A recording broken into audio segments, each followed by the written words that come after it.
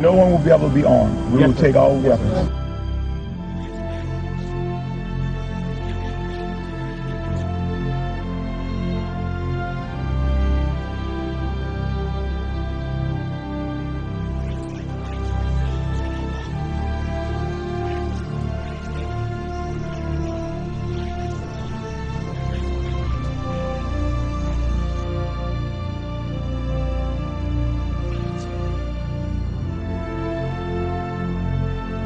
Every service member has an obligation, not just that they can refuse a legal order or an unlawful order. They have an obligation to. They have to. And so they have to make a decision for themselves where that line is.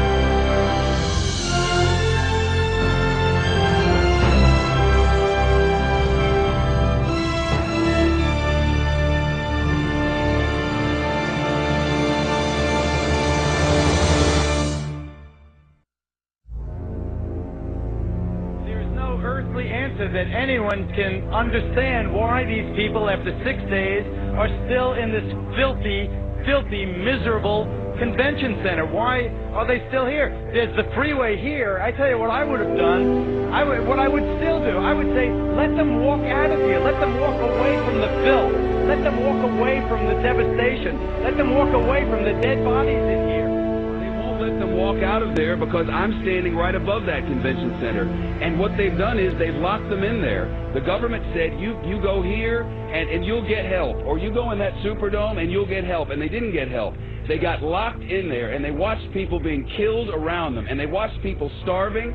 And they watched elderly people not get any medicine. And now they know it's happening because we've been telling them repeatedly over and over every day. And you know what they're doing now? And I'm not blaming anyone. I'm telling you what's happening. They have set up a checkpoint at the bottom of this bridge.